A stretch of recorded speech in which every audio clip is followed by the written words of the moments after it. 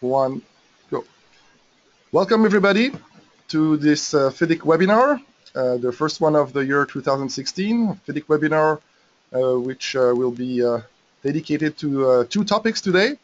First one is an introduction to dispute avoidance using FIDIC contracts, and the second one is a presentation of the FIDIC online courses for this year, the three courses starting in February. And we have another session in September that will start and in 2016 as well, but we'll just focus this webinar on the coming courses that will start in February. We're very happy to have you on board and to have the opportunity to have our panelists today that will present the topic for you. We have first Leo Grutters, a member of the president list, who will be presenting dispute avoidance mechanism using FIDIC contracts. We also have Zoltan Zahoni, FIDIC accredited trainer, who will give an outline of our new module this year. The first time we're doing this online is a module on procurement guide, project procurement. And we're waiting for our third panelist, Steen Fredrickson, a FIDIC accredited trainer as well, who's running our Module 1 basic courses with Leo Grutters, and the advanced module introducing the yellow and silver book, the red and silver and yellow book. Here is the program of the webinar. So we'll first have Leo Grutters go with 10 minutes of introduction to the dispute avoidance mechanism. Then we should have Steen Fredrickson. He's not on board at the moment. We're still waiting for him to join. So we might, depending on if he's around or not, we might exchange the second session with the one that Zoltan Zahoni is going to present on project procurement. And then we'll have the final question and, question and answer session that I will moderate. There's a lot of participants today to the webinar, more than 160. So unfortunately, we cannot give you the microphone to ask your questions directly. So I will ask all the participants with the questions to use the question panel, which is on the menu of the GoToWebinar platform. And please write down the questions. I will select the most relevant questions and try to group them so that we have a useful discussion after the presentation of the courses. It might be a little bit longer than 15 minutes, depending on the topics and how many questions we have. And I will make sure that I take the questions and moderate the discussion to address the relevant questions to the relevant speakers. We wish that this webinar or course will be very useful for you, and that you will have a feeling of how useful the online courses can be to you or your team. And make sure that you have the opportunity to register and get all the details you want to this attractive program we have for you this year. I will give the floor to Leo for an introduction on the dispute avoidance mechanism. Leo, the floor is yours. You have 10 to 15 minutes to go through your slides. I will make you the presenter. Good afternoon, everybody. Also from me.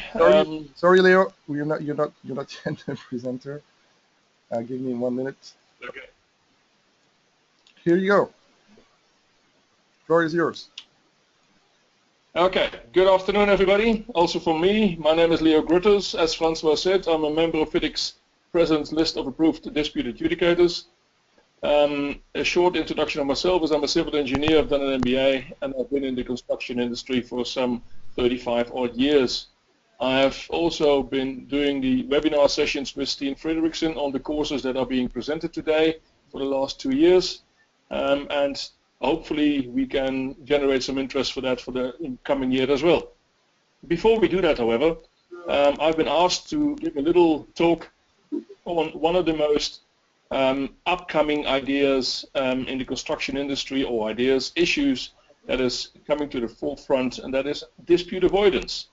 Nowadays the buzzword is all about dispute avoidance, and there is, of course, in FIDIC forms of contract plenty to be seen as to how that can be interpreted or how that can be actioned in construction contracts.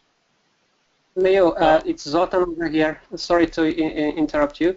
It seems that your desktop is not shared, so please make sure that we can see your presentation. Not shared.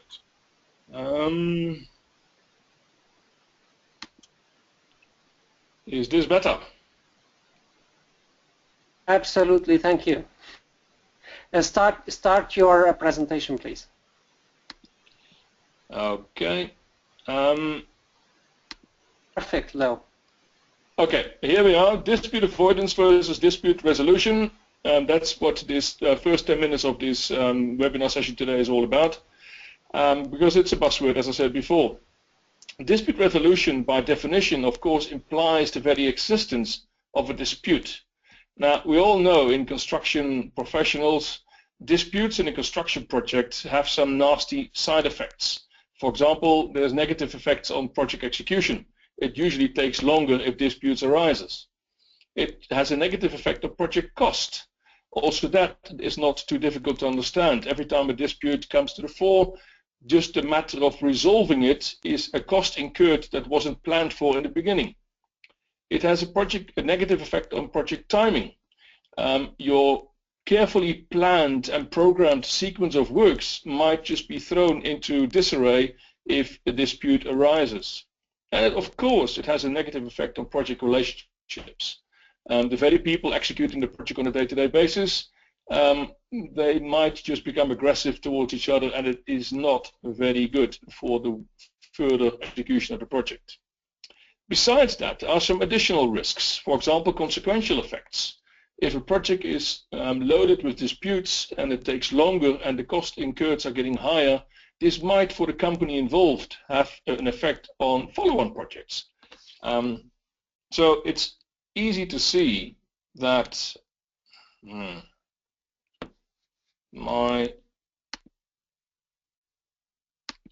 we are. The dispute avoidance versus dispute resolution issue has been, of course, coming through the ages and centuries. And I've just dug up two of the more profound ones. I think most of you will all know these good people. Benjamin Franklin in 1706, 1790, that's when he lived. He was well known for his statement of an ounce of prevention is worth a pound of cure. The same was done by Desiderius Erasmus some 300 years prior to that, when he said prevention is better than cure. So everybody knows that it's better to cure than to, or better to prevent than to cure, because it's less costly. And there's no difference in a construction project. So it seems to be better to avoid disputes than to resolve them. However, in order to avoid disputes in the construction contract, it is essential that we understand how they arise in the first place. If you don't know what a dispute is, how it comes to be, how it arises, when it does come into effect, then you are very, it will be very difficult to avoid it in the first place. So let's spend some time on discussing how disputes in contracts actually arise. Now here's something that I always refer to as the tender dispute principle. Because during the planning and initial negotiation of a project, the first foundations for future disputes can develop. And most of the time, this is unknowingly and unintentionally. What I'm referring to is the negotiations of the contract prior to signing the contract. What we are doing at that time, the parties, the employer and the contractor, they sit at the table and they discuss how they propose to execute the project and write these down in a piece of paper called the contract. Now, if this is done diligently and with clear emphasis on how risks can develop and how to handle those risks, then it's usually well done. But we all know that in principle, this hardly ever happens. The contractor is more concerned about get the employer to sign on the dotted line so that he can now start with a new project. And okay, let's sign the contract and we'll sort out the issues later. As you can see, future disputes develop at this stage to a large extent. So the contract is the first place to look to avoid disputes. Now, what are these contractual issues most commonly when disputes arise? We have differing interpretations of the contracts. For example, gray zones, ambiguities. Very often contract clauses contain what I would call gray zones or ambiguities. There's another word for it often referred to by professionals in the industry called weasel words. The word realistic comes to mind, or the word promptly comes to mind. These are all words very often used in construction contracts, even though we all know that we don't know what the definition of it is exactly, and therefore disputes arise when issues concern around these topics. Interfaces in large construction projects where different packages are being tendered, one has to consider the fact that, for example, the infrastructural project of a power station, being the roads and normal smaller buildings, have to have an interface with other packages of that contract. If these interfaces are not managed properly, disputes are inevitable. Then there's a third issue in international construction contracts, which are called language problems. How often do we see that, for example, a German contractor goes to work in China and the project is done in the English language? It is not difficult to see that disputes are just hanging in the air, waiting to happen. Some other examples of how disputes arise in contracts is because the contract is incomplete. Very often we sit at the table, at the negotiation table, and we discuss all sorts of things, only to realize months later that what we discussed at the negotiation table, not all of it has found its way into the contract. And then you get statements like, but we've discussed this, don't you remember? And when there's a dispute at hand, and it is a costly dispute, that's when the following will occur. I normally refer to this as selective amnesia, where the people stand to lose the money will all of a sudden, well, no, I don't remember having spoken about this. So here again, it's easy to see how disputes arise from not being diligent in making sure that what you agreed is also written down in the contract. So what have we learned so far? A good contract is worth a fortune, it saves nerves and makes for a pleasant project. I think that it's all too obvious.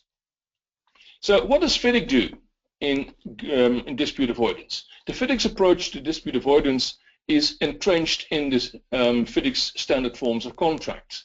It's what I would say is a multi-stage approach focused on, for example, fixed contractual procedures. FIDIC does not encourage deviations to the general conditions.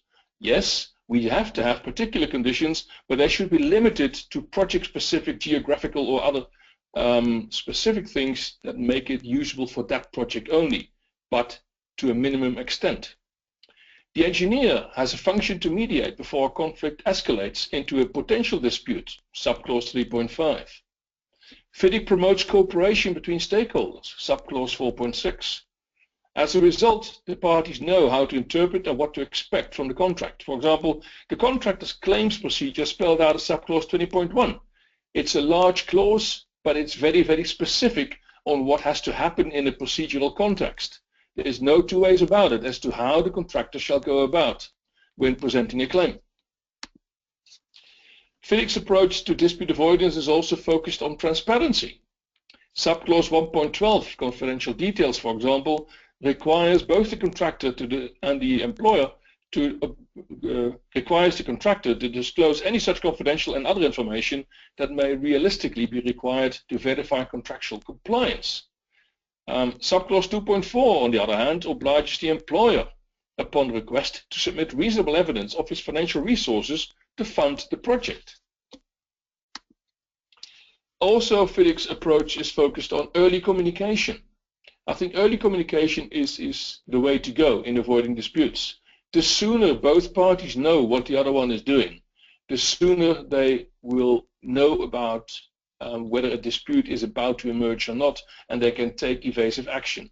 How is this early communication to be found in the FIDIC forms of contract? Well, here is a couple of examples. Under subclause 1.9, delayed drawings or instructions, the contractor shall give early warning if he is of the opinion that there is drawings missing or whether he needs an instruction for a specific issue. Under subclause 8.3, The contractor shall always notify the engineer if his program is inconsistent with factual progress. It's a contractual duty upon the contractor to make the engineer/employer aware of the fact that he is either ahead or behind progress, planned progress. And throughout the forms of contract in FIDIC, there's other extensive notification requirements for both parties under numerous subclauses. So now, FIDIC's approach to dispute avoidance, what can the parties do? For any opinion, suggestion, argument, claim, or other point of view to be persuasive, it must be sustainable and most of all justifiable. Only justifiable claims have a chance of going through without too much upheaval. So justification is the most important bit of a claim. Now, how do you achieve justification? There's only one way to go for a contractor. That's records, records, and records. And FIDIC is known for promoting keeping records. Throughout the FIDIC contract, the parties are encouraged to engage in professional contract administration and process control. That's what I meant with records, records, records. For example, the FIDIC forms of contract, they have a fixed timeline process. Contractors' claims under subclause 20.1, the procedure described therein is also fitted out with a strict timeline. And every contractor knows about the 20.1 28-day time barring issue. It has a negative connotation to it, but if you comply with it, there's no problem. There are specifically required records to be kept under the FIDIC forms of contract. All this in an effort to create those records that knowingly are mostly the basis for disputes. Under subclause 12.1, works to be measured, the contractor shall keep detailed records allowing quantification and detailing of any payment application. Under subclause 4.9, quality assurance requires detailed records to be kept and submitted via the quality assurance system. Subclause 4.21, progress report, requires detailed and regular records of factually achieved progress. Now, these are all samples of FIDIC subclauses where a good contract administration is promoted. This is not a finite list, but just samples of it. It will not be difficult to see that good records avoid misinterpretation, doubt, and subsequent challenges. The stakeholders in FIDIC forms of contracts, they also have a role to play in dispute avoidance. So let's start with the engineer, the role of the engineer. What can he do to promote dispute avoidance? Let's first start with what he should not do.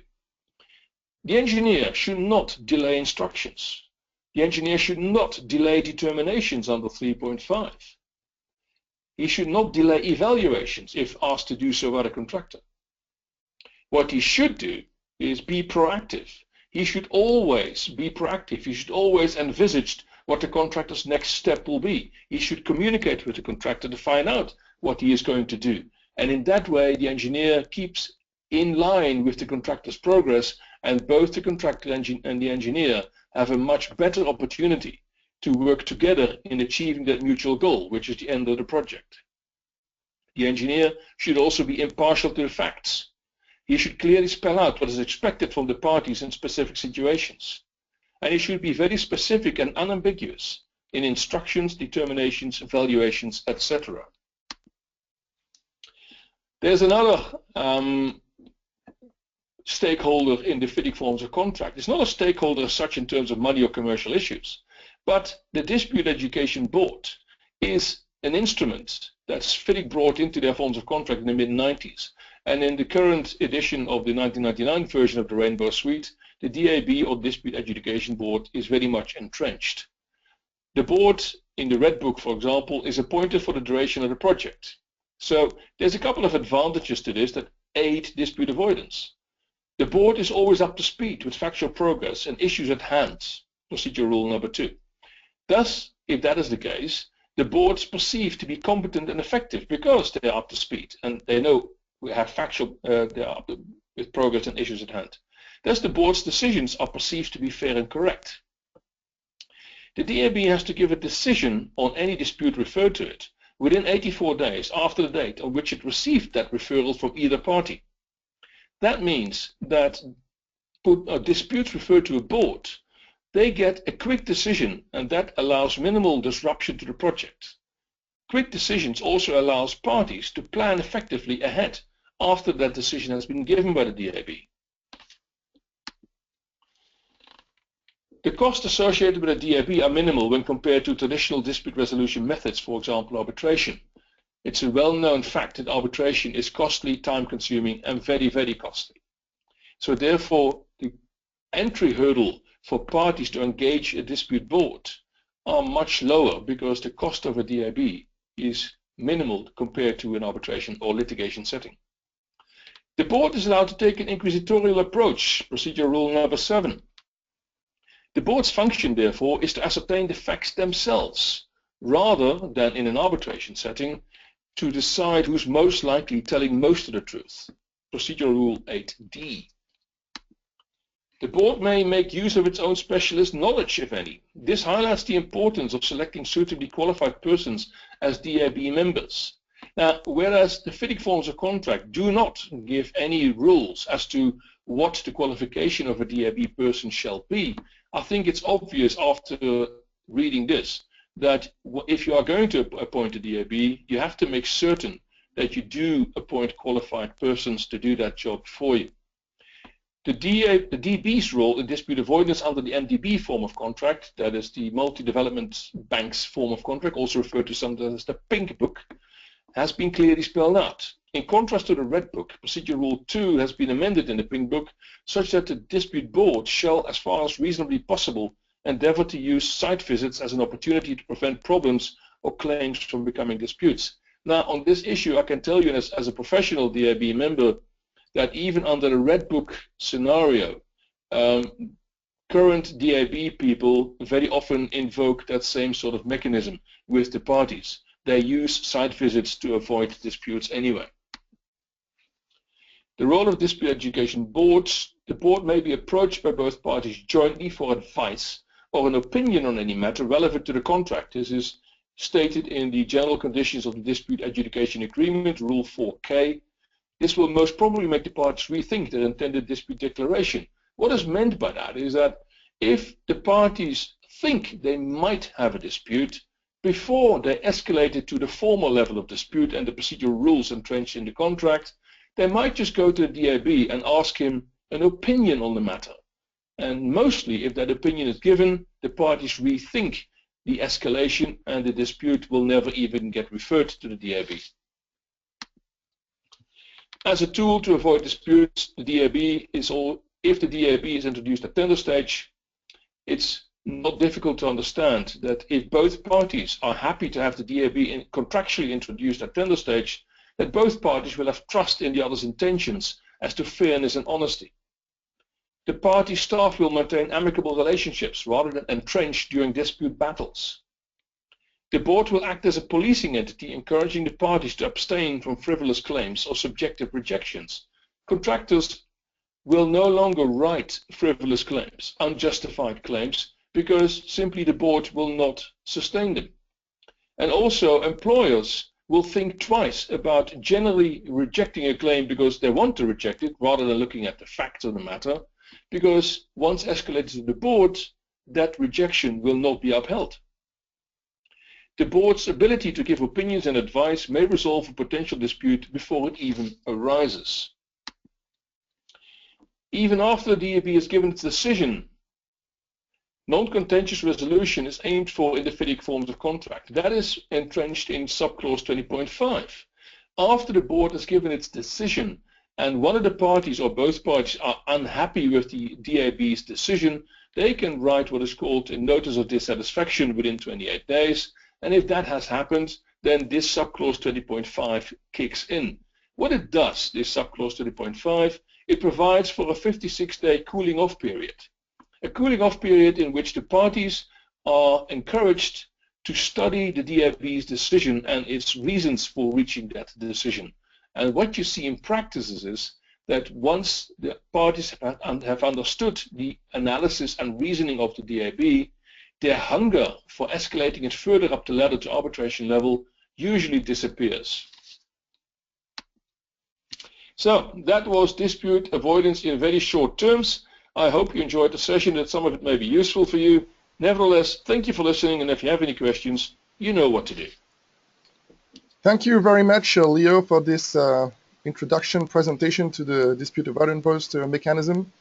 For all our users and listeners, this is an overview of the issues that you might have to deal with when managing a FIDIC contract. And of course, the FIDIC contracts are not leading always to disputes.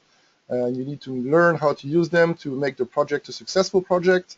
And this is why we have our online courses, and we have different levels to those courses, and to use correctly and understand the red and the yellow book. And Steen Fredrickson, who finally was able to join us in time, will present this module 1, the advanced and basic module, that he's co-chairing with Leo. And I will leave the floor to Steen for a presentation, introduction to the content of those online courses, so that you can all understand which is the one that is made for you, so that you can be comfortable using FIDIC documents, FIDIC contracts, the red and yellow book. So Steen, I will make you the presenter so that you can go and start your presentation, and I will mute and... Thank you very much. Am I coming through? Yes, we're just need to share your presentation, and it's fine. That's great. That is great. And well, my name is Steen Fredrickson. I'm speaking from Denmark, a funny small country on the top of Germany. And if you found Leo's explanations a bit complicated, I have here the solution for you, and that is our 2 courses on Module 1, which are the red and yellow FIDIC contract standards. And then this was supposed to work. What do I... Screen sharing, I seem to have a small problem. What happens here? The screen is shared, Steen. You just push the forward arrow. That will be fine. And you move your slides. Ah, there it was. Yes. Perfect. Right. Thank you very much for assistance. The Module 1 online courses, well, they're covering the red book, which is the basic contract document dealing with a standard, project designed by the consultant and executed by the contractor. And the other document we are dealing with is a yellow book. And the yellow book is the design, built, and planned standard contract document. These 2 documents are, well, I would say very fundamental in all the construction work under the FIDIC umbrella. It's not necessarily the 7 pillars of wisdom, but it's certainly the 2 pillars of FIDIC wisdom, and as such they are covering most contracting activities. You will find in the FIDIC library a number of additional documents and contract standards, but they are all built on the same model, and once you are familiar with the red and yellow book, it will be easy to get into the other standard contracts. Why do I consider this a fundamental pillar of FIDIC wisdom? Yes, because in these contract documents we have boiled it down to the essential clauses. There's not a lot of nonsense around the clauses. They are clear and very specific, and the definitions in them are detailed to the degree necessary. As Leo also touched upon, we have divided the things in the general conditions and in the particular conditions, and FIDIC mantra is never change the general conditions. Don't try to any besser machen, as the Germans would say.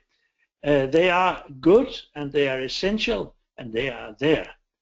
Whereas whatever changes and additions you need, you'll put into the particular conditions. And this is a consistent structure that goes through all the contract documents. And that means if you are used to work with one of them, you will very quickly get acquainted with the other ones, because all the definitions, all the sections, all the input that is identical is exactly the same, and only the changes are presented. Another really strong element in this is that the FIDIC contracts are worldwide accepted. It's almost implicit, as FIDIC has 100 member associations around the world, and they are all doing their best to promote the standard documents. So wherever you go, if you are in international activities, you will find clients, you will find places, public organizations who are very well acquainted with the FIDIC documents. And if you happen to meet someone who are not really acquainted with the documents, or might not even be interested in using the documents, you can use these as a very good checklist. And I have, in my many years as a consultant, been meeting very difficult clients who are reluctant to accept the FIDIC things. But after having gone through the FIDIC and compared with their sort of own standard documents, I most of the time managed to convince either to use FIDIC or to adapt their standard documents to include the various FIDIC conditions. So they are readily available, and you can make them fit requirements. We have other key advantages that we like to emphasize.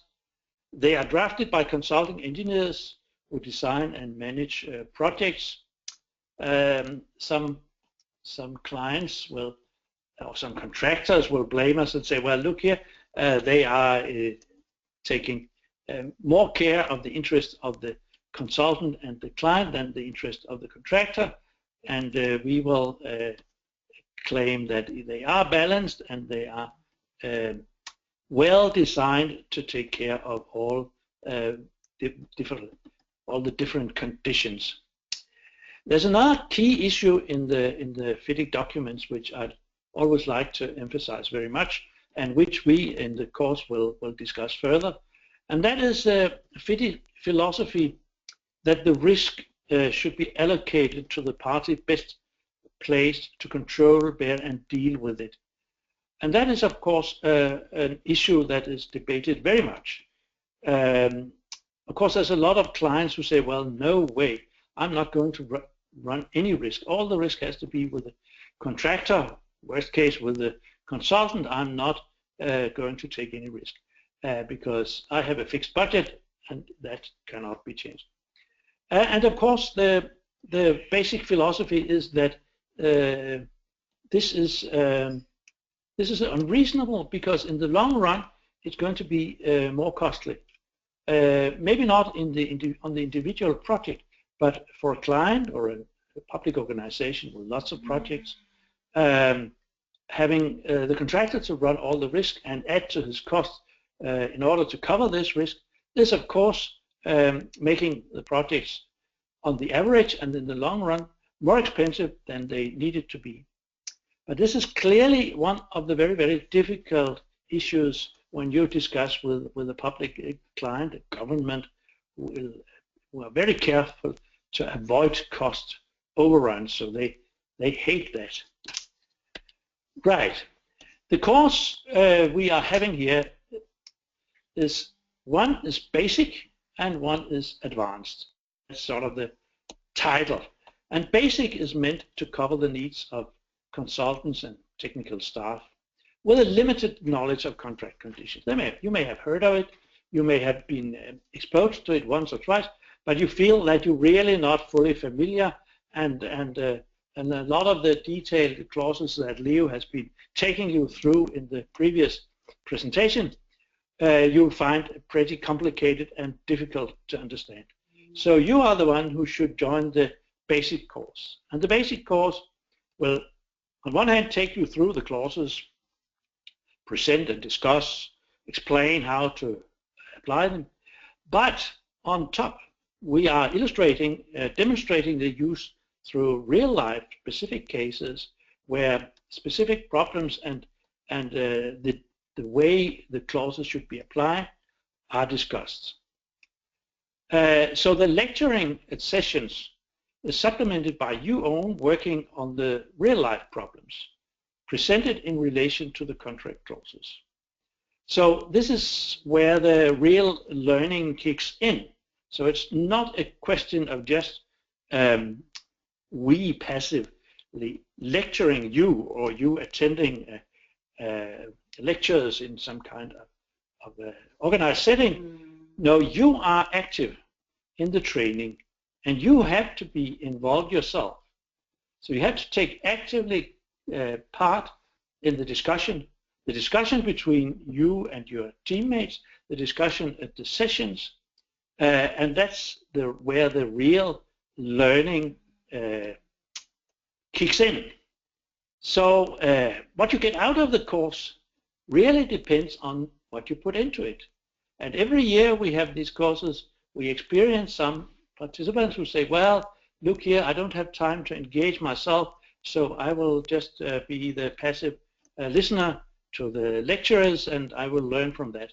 And of course you can learn something from listening passively to a lecture. Of course, no problem. But the benefit, the real learning comes from engaging yourself in actively working with the contract clauses and applying these to the real life problems that we are presenting.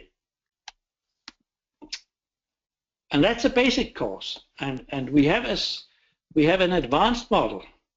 And the advanced was introduced at the request of some participants in the basic course. They well, look here, can't you do something that takes us a step further, assuming that we all know the clauses and all the technicalities behind them, and this is the advanced model.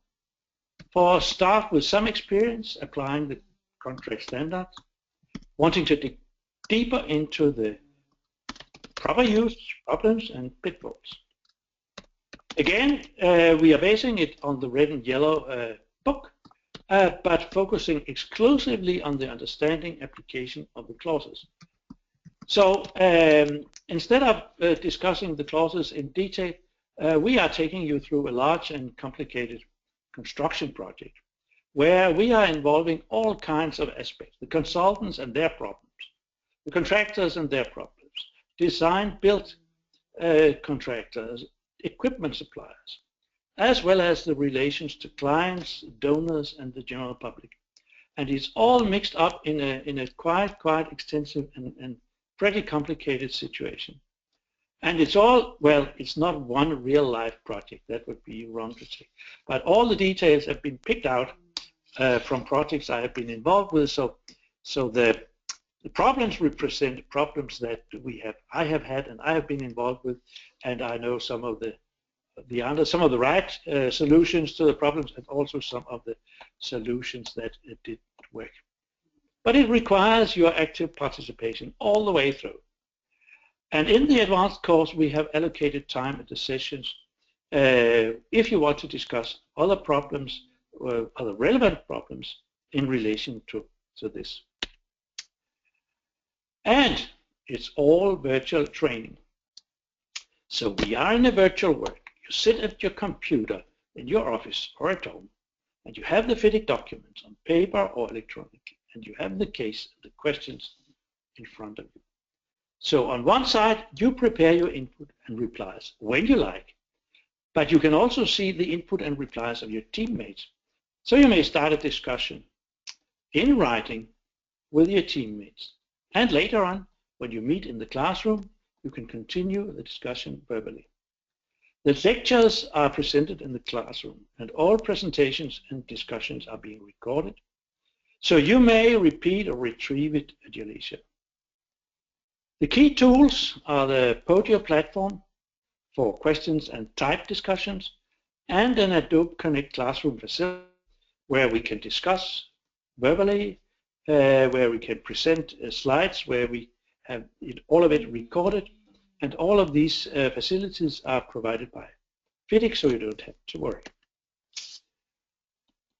In the bi-weekly classroom sessions, findings and conclusions are presented and discussed, and recorded, as I said, and may be reviewed anytime. So in fact, you'll never miss a session. Even if you may be out of station, you may not be able to attend the session, you will still be able to go back on the computer and review whatever was presented and said. So learning the theory is fine, as I'm always saying. Practical application is better. And casework, as we are offering you, is a real test. And some details. Registration by 1st of February, please. Basic starts 23rd February, ends 14th June. Advanced starts 16th, ends 7th June. And we have sessions every 2 weeks. Time of sessions depends on participants' time zone. Typically it will be 8, 12, or 17 Central European time. But all of this, of course, depends on the number of teams and participants' locations. So this cannot be settled finally until we have the registration completed. Teams will be between 20 and 25 participants, and that has turned out to be a very good size. If we are too many on the team, there will be someone who is not able or not keen enough to make themselves heard or make themselves participate in discussions.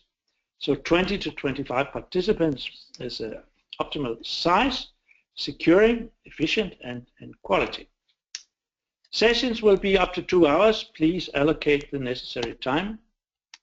And I think it has been said already, I'm Steen Fredrickson, accredited trainer and coordinator. Leo, we already heard from. The facilities are provided by FIDIC, so you don't have to worry about registering on Podio or Adobe. And the documents you will be getting are hard copies of red and yellow, as well as electronically access to that. It will arrive in the mail if the mail is functioning in your country. It's not very reliable here in Denmark, where I'm sitting, and the fees are known from the advert, basic and advanced. So, after completing the course, we have some certificates. A certificate of successful completion requires having responded to all main questions in writing on Podio, and I'm checking that, and having attended at least half of classroom sessions. A certificate of participation requires that you have been involved in 50% of all activities. So, thank you very much. I am pleased to terminate my presentation here. Over to you, Francois. Yes, very good. Thank you, Steen, for this nice introduction presentation of the advanced and basic module or online courses. Of course, you've mentioned the environment and the virtual classroom and the Podio platform. All this is elements that we will find on all our online courses. And I just wanted to check with Leo, who's going to co-present, co-train on those module 1, advanced and basic. Leo, do you have anything to add to the Steen's presentation? And maybe comment on your participation as a member of the president list and your input. All I can say is that nothing to add really. What I can do is emphasize what Steen has already said, that these training courses that Steen and I do together are very much based on real-life anecdotal issues that come from both our long-standing careers. And as having done it now on a number of occasions with Steen and also with previous participants, it's always a very good feeling that the people seem to be able to identify with what we are saying due to the fact that we use those real-life examples set in a FIDIC context. So it's not legal speak that we do. The whole course is being taught at a language level that people will easily understand, and I think that's the biggest factor in it all. Yeah, thanks, Leo, for this. So just a reminder that this module is taking place, the online module is taking place only once a year. So it's in February, and this is the only session for this, the module 1. And the next one will be next year. And we, of course, we do have additional modules attached to our program. We have the procurement module, which Zoltan will introduce in a few seconds. And also we have the module 2 and module 3, which is more oriented on claims and dispute management, that will take place in September. But the module 1, the real module 1, advanced and basic course, is starting February, and it's only once a year. So make sure that if you're interested and want to benefit from Leo and Steen's experience, register this month to make sure you have some place left.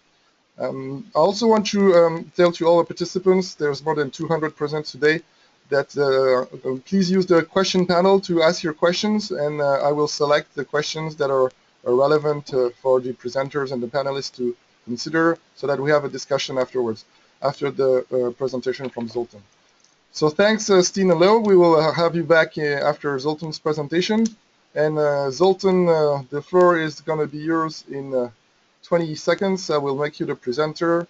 I will shut everybody else down. And the floor is yours. Don't forget to share your presentation. The floor is yours, Zoltan.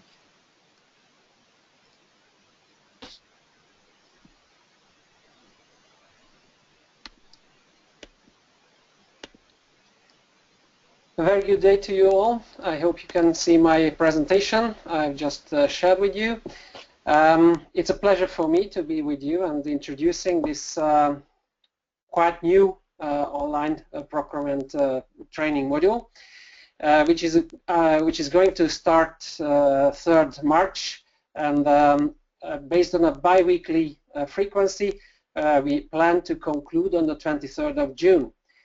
I will have a very experienced co-trainer who is András Schreev, member of the FIDIC Capacity Building Committee, and the two of us, we are going to introduce you this FIDIC Online Procurement Training module. It is new as an online module. It has never been before, and it is a kind of a renewed module which has existed before. A few years ago, there was another earlier version of this procurement model, but in the meantime, FIDIC published a brand new procurement procedures guide in 2011, and this updated and renewed module upon procurement is largely based on that brand new document, if I may say so in FIDIC terms. 2011 is still a brand new document. So this is to explain and illustrate the practical aspects of best practice in project preparation and procurement, and that if you have come across with this guide already, you may have seen that this is what this guide is majorly based upon. What are the best practices that should be followed in preparation and procurement of a project which involves engineering services and construction contracts? By the way, this online procurement module is very much similar or even identical with the same module that covers real non-online but conventional training. But obviously this is really aligned to be an online delivery, and it is different in the sense that unfortunately there's no direct connection between the attendants and the trainers, but I think there are additional features which we use quite extensively during these online courses, most of which have already been introduced and highlighted by Steen and Leo earlier on, so I don't really go into these details. So what is the contents for this online procurement training module? We are going to have 9 occasions when we meet in live sessions, and in addition to these 9 sessions, live sessions, we are going to have 8 caseworks, and these caseworks will be elaborated by the participants together as a group, and they will be introduced at the beginning of each live session. So this is the way generally it goes, and the sessions themselves, the 9 sessions, are planned to follow the structure of the 2011 guide, covering most of the major parts that are discussed in this document. So among which the most important ones are covering the project strategy and the feasibility studies, what these are, what are their meanings, and why these are important, and how to prepare them, how to develop a project strategy for your project, and how to manage your procurement procedure. Especially, we need to focus on engineering services and construction contracts that are followed by the procurement. We are going to have a look at the various contract types. Obviously, these procurement procedures and this online procurement course is for involving the FIDIC conditions of contracts, but it's not exclusively applicable to the FIDIC conditions of contracts. But it's quite natural that we are going to introduce these forms of contracts that are made available by FIDIC. We'll have a look at the pre-qualification for consultancy appointments and contracts for works, how these are working, and what are their significance and when they are useful to have, and how to obtain proposals and tenders. And as a final stage, we're going to have a look at the tender evaluation and recommendations, and what are the final measures and activities just before awarding the contracts, and how the award of contracts is being done. So what is the focus of this online module? As I already mentioned, the focus is the best practice that FIDIC believes to be followed in case of preparation of various engineering projects, including engineering appointments and construction contracts. There's been quite a lot of interesting and exciting things told about FIDIC contracts by Leo and Steen, but we need to focus on some stages before such contracts are set off and being dealt with and implemented. Because if we are not conducting an appropriate project preparation and we don't select our appropriate type of contract, it is kind of a huge chance or probability for project failure. So we need to focus on these preparatory phases, and that is exactly what we are focusing on. Obviously, we are going to have some relevance, to look at some relevances to the various FIDIC contracts, but this is not the core issue over here. So we are going to include a number of caseworks as well, as just in case of the other FIDIC models, and these will cover, among others, identification of possible stakeholders who are involved in these early stages of a project, what are the list of events and the activities related to various types of construction projects, identification of possible problem areas that we should preliminarily realize and deal with, and establish the links and interfaces that we have to manage in this preparatory phase, and drawing up a mock evaluation system. And there will be many more, and as just it was emphasized, we try to focus on the real-life situations, so we believe that these would be useful for you, and you could use it for your own practices in your professional life. So who would benefit from attending the FIDIC online procurement training model? So it could be anyone who would like to develop and have confidence preparing projects and managing the procurement procedures, again focusing on engineering and construction projects, and especially representative of public and private employers and consulting engineers that could be involved to a large extent in this early phase of a project, so the preparatory and the procurement phase, because they are to govern this project phase, and they are taking the most of the responsibilities to establish an appropriate start for a successful project.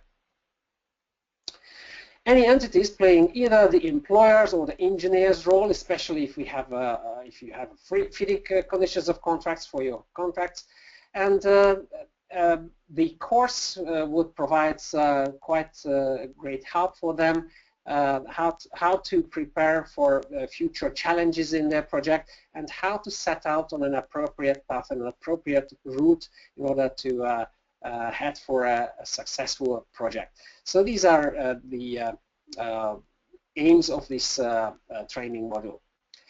Now we can see here a few slides I just tailored here in this introductory representation.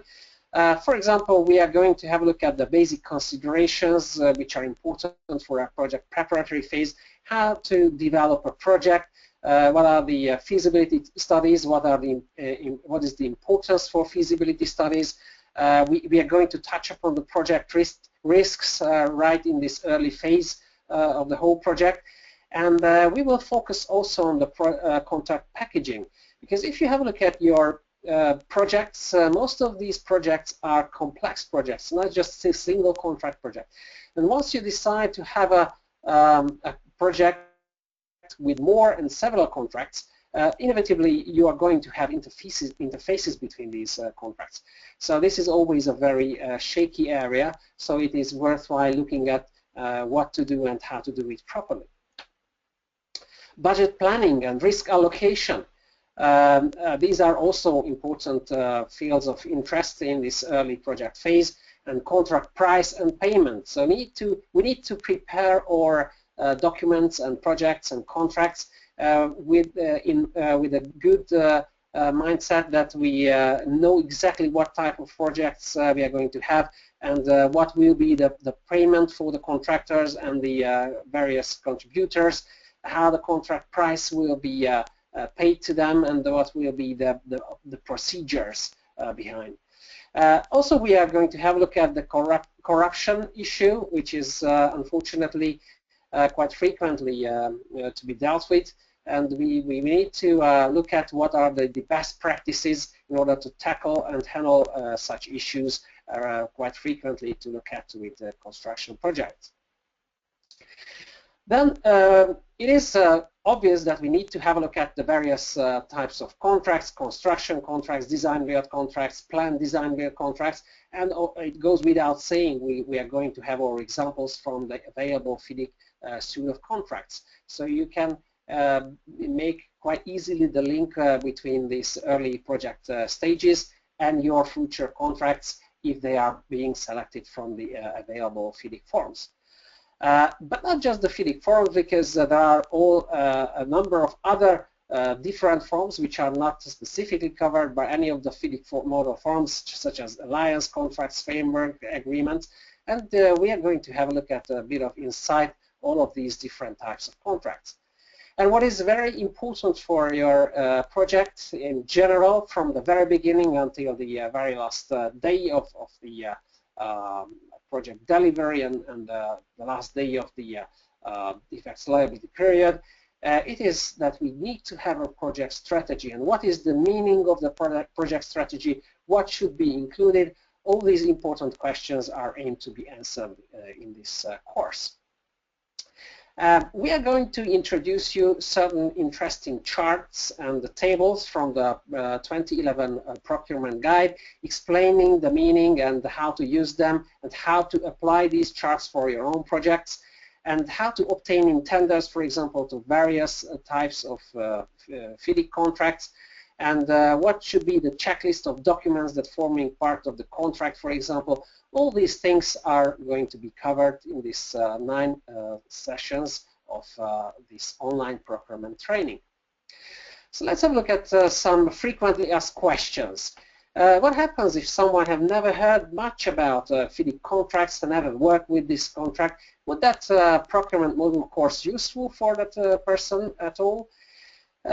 I think it would be helpful and useful once we deal with the procurement and preparation of engineering and construction contracts, even if they are not based on FIDIC contracts, but yet you can find what FIDIC believes to be the best practice for selection of your contractors and advisors and consulting engineers. So it would be also useful for those who don't use or have never used FIDIC contracts. Okay, what happens if the persons that are involved in procurement and project preparation and maybe have used FIDIC conditions of contracts and are aware of what these contract forms about? Would that course still be useful for those participants? Yes, because this is about best practice related to application of FIDIC conditions of contracts, even if these FIDIC types are not used in practice in that part of the world, still the best practices related to project preparation and procurements is introduced, and it would be a good occasion to refine the practices around that has been used with the participants' professional life. In what way could this online module course contribute to improving my everyday activities and practices?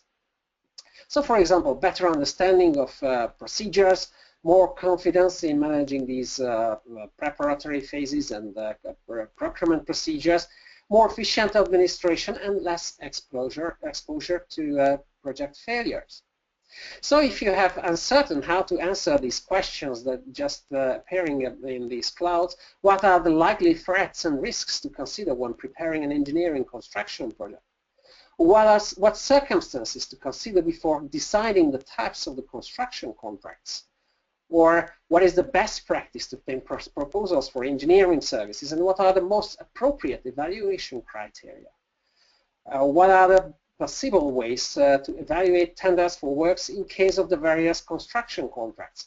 So if you would like to have responses to these questions, or you are not sure how to give an appropriate answer, you're welcome to join this online course, and we do hope that you will get the answers at the end of the day. If you are seeking the best solutions, how to manage the project preparation phase to be the most effective in your actions, and how to make sure that the best available practices and procedures are followed in your procurement procedures, and how to avoid project failures. You need to focus on the appropriate things right at these very early stages of projects. So this is really very important from the very beginning. And how to ensure that the expected results are achieved. Again, you're welcome to join this course. Hopefully, it will give you all the necessary answers. So if you're about to deal with project preparation but have very little clue how to do it appropriately, or you have achieved a certain amount of practice but you would like to improve it and seeking for the best one, or you are sort of a fireman who is always running behind events and have very little time to join normal courses which takes 3-4 days, traveling in, traveling out, and the courses as a conventional 2 days. You're welcome to enjoy this online training because it does not really require a long period of time away from your everyday activities. Or if you are already in some troubles with dealing with preparation of engineering and construction projects, no problem. Probably it's never too late, so you're welcome to join this FIDIC online course, and hopefully you will enjoy it, and you will feel at the end of the day that you have improved your knowledge related to procurement and preparation of engineering and construction projects. Thank you very much for your attention. Now it is time for your questions. Okay, thanks a lot, Zoltan. I'm adding everyone back to the floor for the questions. Okay, so we had a lot of questions on the disputes board mechanism and the in FIDIC contracts, but Leo did cover this offline through the question panel. I'm just going to select some of the questions that are really more related to the online courses and the tools and environment and the way it works. So I'm going to go through this in order of which I have them in my panel. So there was a question about, for example, which is the best course for a quantity surveyor? Is there a course that will be recommended as an introduction or addressing quantity surveyor issues? Well, yes. If you want me to answer that, I think that a basic course in Red Book would be excellent for a quantity surveyor, because then he will be able to communicate with the engineers who are running the project, and he is part of the input for the construction work, and a thorough understanding of the contractual conditions related to the contractor and to the engineer. will be important for the quantity surveyor to, well, defend his position in situations where he may be falling a bit short in the technical discussion. Right. Another question, of course, some of the participants today are not all engineers. Some are lawyers. So would you recommend any of the upcoming courses to construction lawyers as well?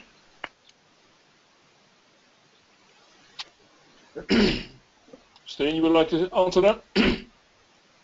Construction, what? I didn't get quite the question. Oh, sorry. Yeah, for lawyers. Can lawyers also join? Lawyers. Oh, yes, sure.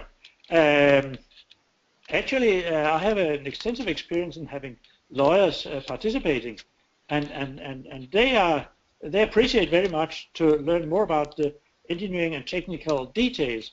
And on top of that, they are very valuable team members, very valuable participants, because they have their special angle to the problems. So we really get very excited discussions on the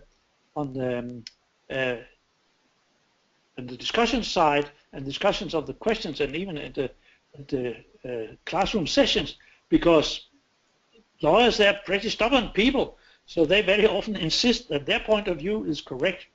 And you know, engineers, they're a bit like that. So we have very fruitful discussions when we have lawyers, and it's quite clear that lawyers are benefiting and a lot from these. And I must add that my experience from running similar courses here in Denmark for the Danish Association of Consultants, sometimes I have 50% lawyers in the class organized by the Danish Association of Consulting Engineers. So by all means, they will really benefit from joining the course. Yes, this is also a common advantage of the online platform and the Podio and environment that we're using, is that it's a very nice and way to network with other people with different backgrounds, and it's usually at the end of the sessions, the 9 or 8 or 9 sessions of the online course, there's a lot of opportunities to actually learn from each other, from the participants of the courses. So that's a very powerful tool to actually learn different perspectives during the courses as well. I would also like to ask another question, which is also, it's kind of connected to the way the online environment. Is it important to listen live all the presentations, or can the user watch the record later? What's the difference between being present at the live session and watching the recording? Well, in my opinion, the difference is that if you attend the live session, you have the possibility of discussion, open discussion. You have the possibility of contributing yourself. Whereas if you only watch the recorded, it's a passive process and passive learning, which might be okay, but you will benefit more from the active participation in the open session. Yes, correct. So of course, if you can't make the meeting to be present during the live presentation, you can follow up on the recorded session, but it's an opportunity for the participants to discuss and interact with the presenter and amongst each other as well, and benefit from the live session. So if you cannot assist, you will have the side option to see the recorded version, but of course it's better to attend the presentation itself live. Another question on the maybe the difference between the basic and advanced module. Is it a must that an individual shall have minimum 5 years of experience to attend the basic and advanced course? No, in my opinion, not. The key thing is that they have relevant activities linked to the content of the courses, and I think it's actually more important for the benefit that they will get from attending, that they are directly involved in similar relevant activities, using the learning from the courses. I mean, the worst thing is that you attend a course and you learn a lot, and then it lies dead on your desk or in your office, so to speak, and you don't have an opportunity of applying it directly. It doesn't matter so much whether you have 4 or 5, 6 years experience in doing this, but the activity should be relevant for your daily work, because otherwise you lose the skills that you are getting too quickly. Thank you, Steen. Maybe a question on the procurement module. I'm trying to find the question now. Sorry. Okay. There's the training is mentioning. Oh, sorry, it's not this one. Sorry, I have to go down a little bit. Yes, it's about the free issued procurement items. Example, the items procured by the employer. So is the training also dealing with the free issued procurement items, or is it only for procurement carried out by contractors?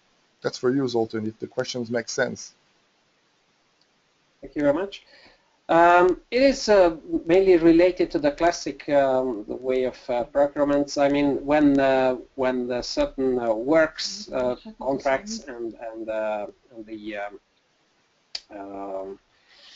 engineering services are procured, obviously this is where the clients are the procuring parties, but this is also related to other types of procurement of goods and other services. So it's quite a wide range. If you have a look at the contents of the 2011 procurement guide, you may get a feeling what is included in this module. And I'm quite sure that contractors can also benefit from this, because they are always on the other side of the table, and also they shall procure their own engineering services and subcontractors. So I'm quite sure that the contractors can also benefit from this training if you are working for contractors, I think. Thank you, Zoltan.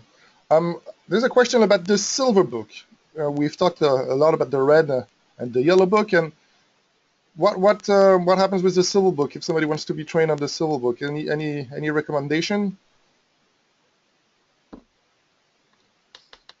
Oh, that's a good one. The courses that we're discussing today obviously don't contain the silver book.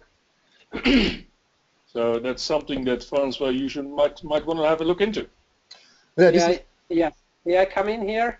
Because FIDIC has the so-called advanced module, which deals with the FIDIC Silver Book. But to my understanding, it has never been subject to online course. But this is a challenge for FIDIC, Francois, I think. So we should take this as an opportunity for the future, I think. Yes, of course. We're happy to have further courses and more courses on the FIDIC contracts and the one on the silver book.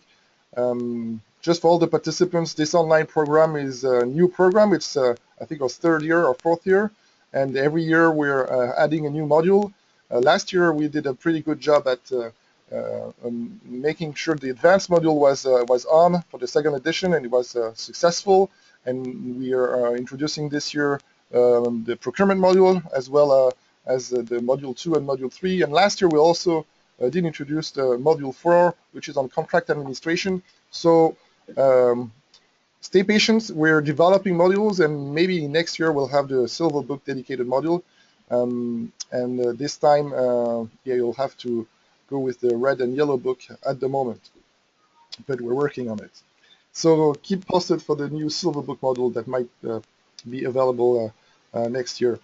Another questions, okay, that I will answer. It's about the fees and how do we pay and how does it work. So the fee is, of course, it's you're allowed to register directly on our website for each course separately. You will be allowed to add the course to your basket, and then you will be able to pay either directly by credit card or by bank transfer. And then once this is validated, you will have a confirmation of your registration. And we will send you the books that goes with the training by DHL. You will receive the printed copies of the books. And at the end of the training, you will have a certificate. And during all the training, you will go on the dedicated e-learning platform, which is the Podio platform, and that's the way it works. And we don't have issues in all countries that are that have valid credit card systems and that we can do money transfer. There is this solution. If not, I have a question from Iran, for example. If it's not possible because of political reasons to pay or transfer money, there's also an option for us to have an arrangement with our member association if it's blocking because of political issues. I'm just going through the other questions here. Yeah, it's a more basic question. Is the basic course a prerequisite to the advanced course on Module 1? No, certainly not. You can participate in the advanced course if you have some knowledge and experience in using the red-yellow book conditions, and if you know them, feel that you know them sufficiently well, then there's no problem. You don't have to go through the basic course. The basic course is meant for people who are not really familiar with the books and not used to applying the clauses and so on. So please jump right into the advanced course if you have been using and trying the red and yellow books in your previous activities. Okay, very good. Thank you. I still have questions on the fees. So just to mention the fees, it's the fees are 2,500 euros for all modules except for the advanced module, which is 2,900 euros. And that's the way it works at the moment. I'm looking if there's any other questions. There's questions about training centers. Of course, we do have training courses that are not online. Make sure you check the FIDIC websites at the event section to see all the current FIDIC training that we have available. Those are 2-day training. But here we're talking about online training. You will have certificates. You will not have a certificate for this webinar because it's just an introduction webinar. It's not a course, so there's no certificate for this webinar. Regarding the time sessions, there's a question about the time sessions. So there is a policy that depending on the number of participants, we have various time sessions to match the different time zones. So usually we have one early here in Europe at the beginning of the day to match the Asian and time zones, and we have one at the end of the day to match the American, South and North American time zones. So this should be, and Steen, if we don't have 2 time zones, remember which one we recommend? Well, last year we only had sufficient participants for one team, and then we choose a time zone in the middle of the day, noon or 1 o'clock afternoon, in order to accommodate as many as possible. But what we actually do is we look at the location of the participants, and then we try to define a time which suits most of them. So if we have a lot of Far East participants turning up, but still only one team, then we will choose a time for that suits the Far East participants best. So in the end, once we have the registrations, we will figure out what is the most convenient timing of the sessions. Okay, very good. 2 more questions. One about the procurement guide. Do you need logistics or procurement knowledge with management background to take the procurement module? Not necessarily. Obviously, if you have some preliminary knowledge about procurement, it's not a problem. But I think this guide and the contents of this course is not complicated to the extent that someone who is just about to start to deal with these issues that could not understand or participate in an efficient manner. So you are encouraged and welcome. Okay. Last questions. I have some questions about, well, 2 questions. One question is about the participation and the certificate. How do we measure the participation? Maybe Steen, that's your angle as well. Yes. Well, first of all, of course, I check who is who's active on the podium. So it's very easy to check that people are contributing in writing and in the discussions on podium. So I am carefully checking all the time who has been contributing, checking that off. I have a whole scheme of a whole format of all the people. And for the classroom sessions, I'm also checking the people participating, and I'm checking their active participation. So if there's a suspect name turning up, and then we don't hear from this person during 1 hour, during 1.5 hours, this person gets a question mark for lack of participation. So you can't cheat the system by just clicking in on the computer and pretending being there. So this is actually very carefully checked, and of course, if people they fall down a ladder and break their leg or something, and they're prevented from attending, then we can discuss what kind of excuse that would be, or what is the qualification of that excuse. But all in all, I'm very careful in checking the active participation. Otherwise, that would make a mockery of issuing a certificate. Okay, still have one question. For yeah, after the introduction of the dispute avoidance, there's a question for you, Leo. In a contract, is that if there is a risk register updated weekly or monthly by, for example, the contractor, will that contribute to dispute avoidance, for example? It will most certainly do that. Risk management is the A&O of dispute avoidance. Okay, very good. So the last one is I have a few requests about discounts. Is there possible discounts for group registration? Yes, we do have discounts for group registration, but we start at 5. So usually we do have companies that register several people at the time, and we do have a 15% discount applying for 5 registration as a group. And we don't have discounts for young professionals and other discounts. We only have this group discount in place at the moment. So thanks for our panelists today. Thanks to Leo Grutters, thanks to Steen, Fredrickson from Denmark, thanks for Zoltan Zahoni from Hungary. Those are your accredited trainers that you will find during the online courses. It's an experimental team. We've been running this for a few years now, and we're confident that you will find this formula very useful to match your professional requirement. It's a very professional and modern way to learn and get in touch with the content of the FIDIC contract and the procurement guide. It's something that will allow you to meet a lot of people, to network, and to get a deep knowledge overview of what you require to use our documents. We would like to thank you for your attendance today, for your interest in FIDIC contracts.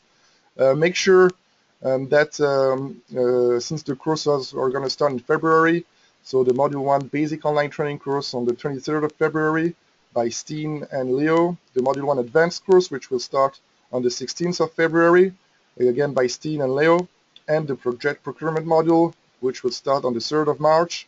Make sure you're registered early enough to get the books in time and to be part of the test sessions to make sure the technical setup is working fine, that your microphone, your connection, everything is okay. We have 2 test sessions that will take place before the program starts, and we hope that we will have the opportunity to have you on board for this year's online program.